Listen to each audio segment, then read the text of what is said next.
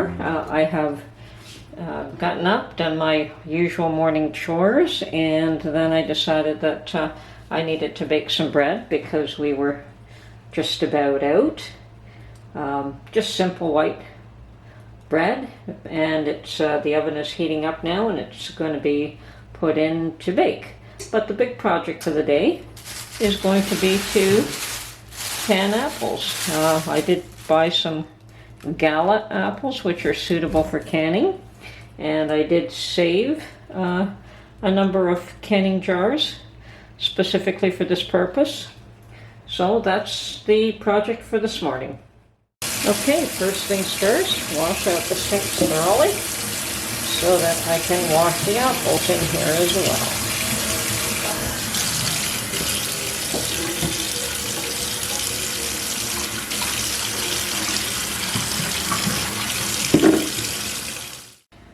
Well, good morning everyone. So today, as I said, the project is going to be to can some apples. I purchased some, what I hope are very nice crisp Gala apples, that hopefully just fresh. Never know until you start peeling them. Okay, so as well as washing our apples, what we want to do is prepare a bowl of cold water, which I have here, and we're going to put some lemon juice in that so that as soon as the apples have been peeled and cored, that's a tough one, then we submerge them immediately in this water bath with lemon juice in order to stop them from browning too quickly. So that's all that does. Okay, so I've got my handy dandy little peeler corer, and I'm going to work on that now. And hopefully this will go smoothly. Let's see.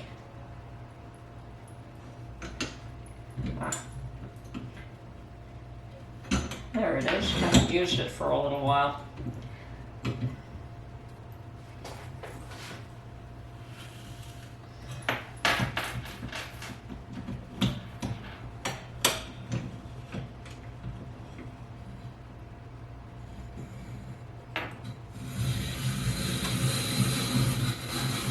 So far, so good.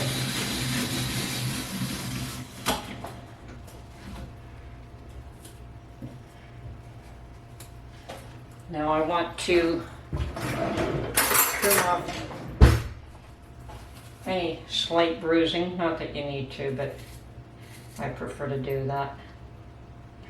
Okay, and slice these in half.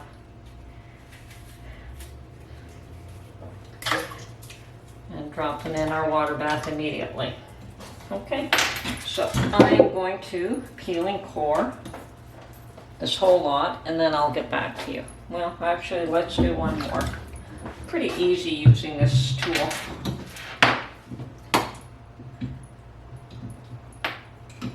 And yes, the apples appear to be nice and crisp.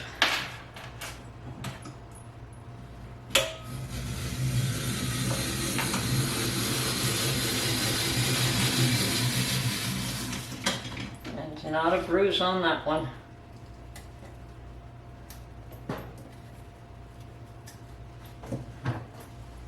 Now these are Gala apples, which are suitable for canning.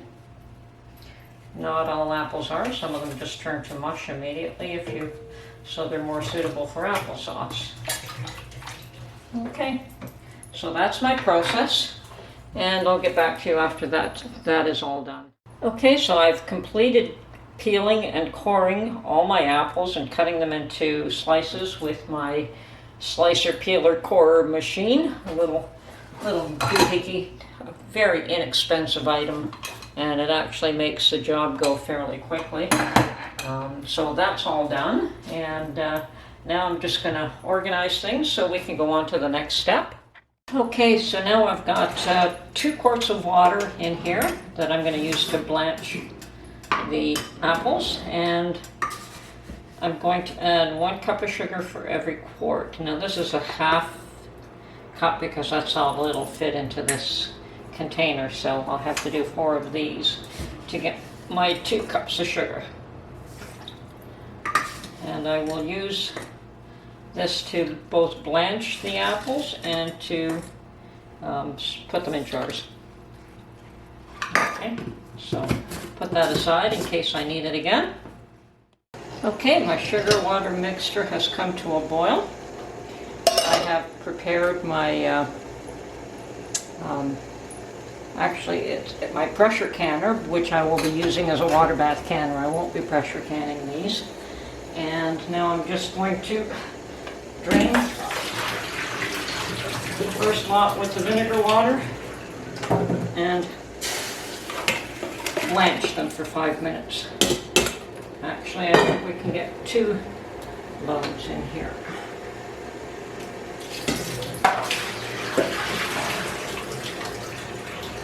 This should go fairly quickly. I don't think it's going to make a huge amount. Maybe 8 or 9 pints. I don't think it'll be much more than that. So we might have to do a second batch, but at least I wanted to get 1 down. Okay, put the lid back on and let this come up to a boil, and we'll blanch it for 5 minutes. Meanwhile, I've got my jars ready.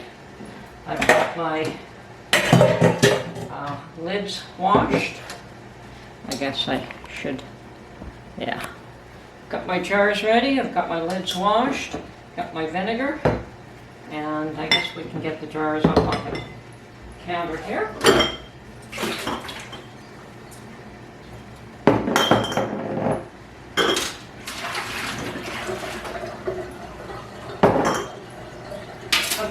I've washed and got just about a dozen jars. I don't think it'll take that, but at least we have them at the ready if we need them. Okay. So, meanwhile, just waiting for the pressure canner to come up to, yeah, there, you can see it there. I've got that with water, so since we're going to water bath can these, I've put extra water in this because they have to be an inch, at least an inch to 2 inches above the height of the jars. So that's that, and we'll just wait for these apples to come up to a boil again. Meanwhile, my bread is ready, and I have to find a spot to put these where they won't destroy anything. Beautiful loaves of bread.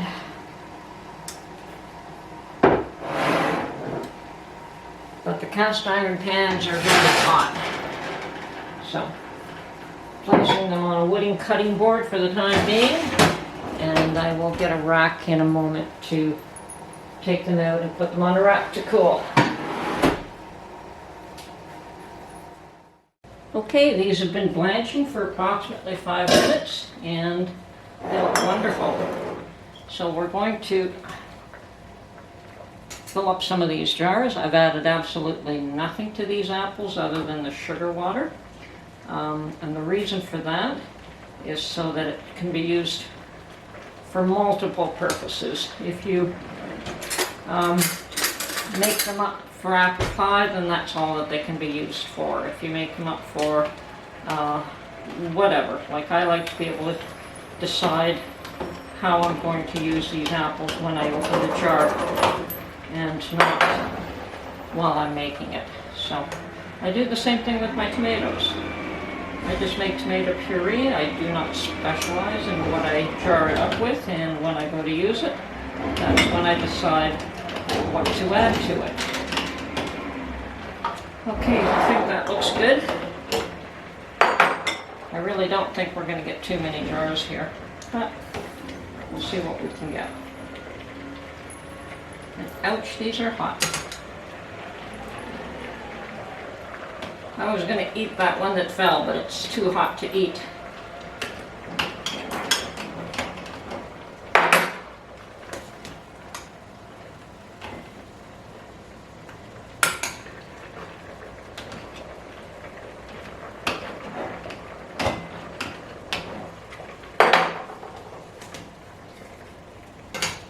Just a couple more. cups. Maybe not.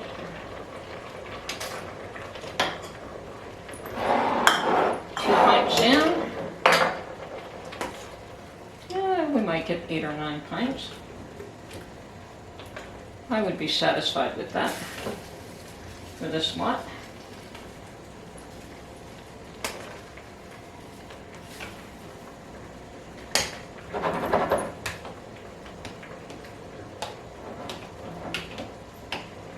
The water in my canner is heating up so that when we put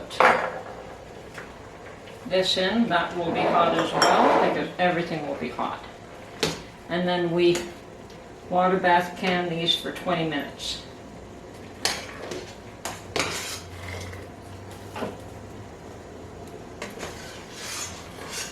Now I can eat this one.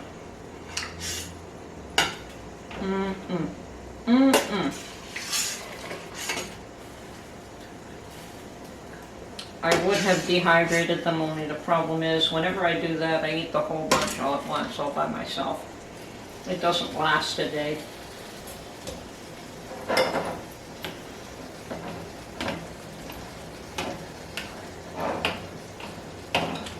Okay, since we do have 4 full jars, I will take some of that sugar water now before I put the next batch in.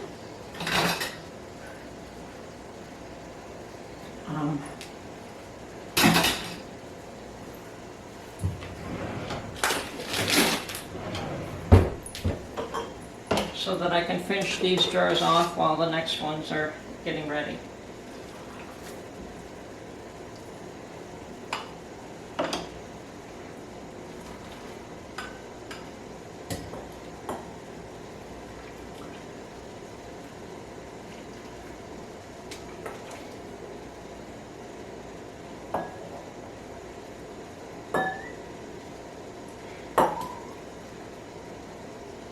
And you want to leave an inch headspace, half an inch to an inch headspace.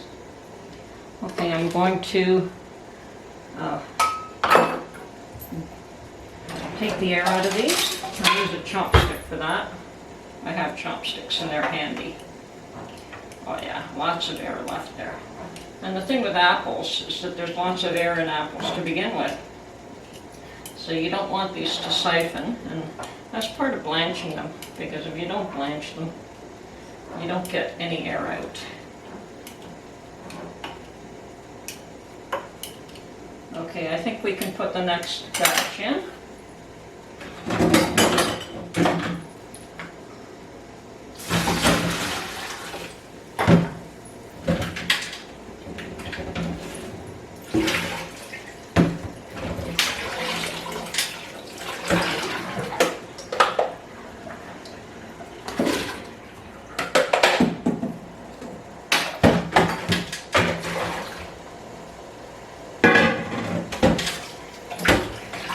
And it looks like we'll get probably about 8 or 9 pints out of this lot. Okay.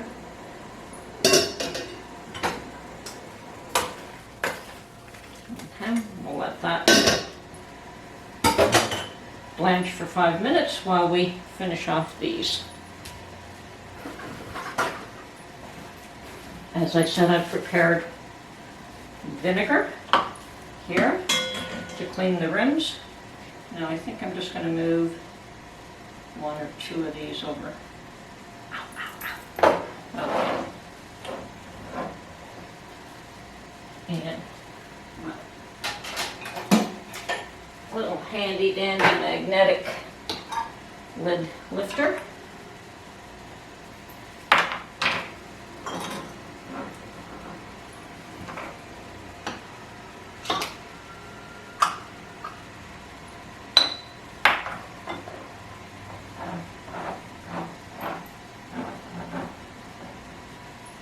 They look awesome. I think I'll be very pleased with the end result here. I'm hoping I will be. I think I just want a tad more liquid in this one.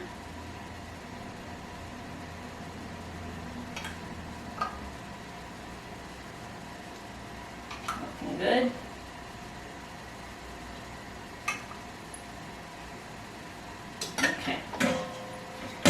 glue through the rings.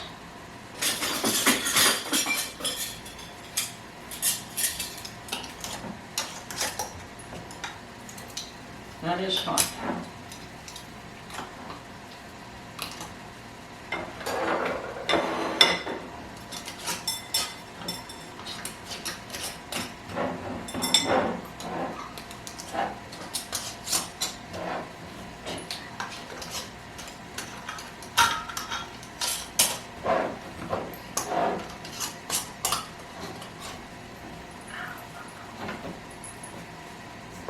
Okay, and now they're going to go into my water bath canner.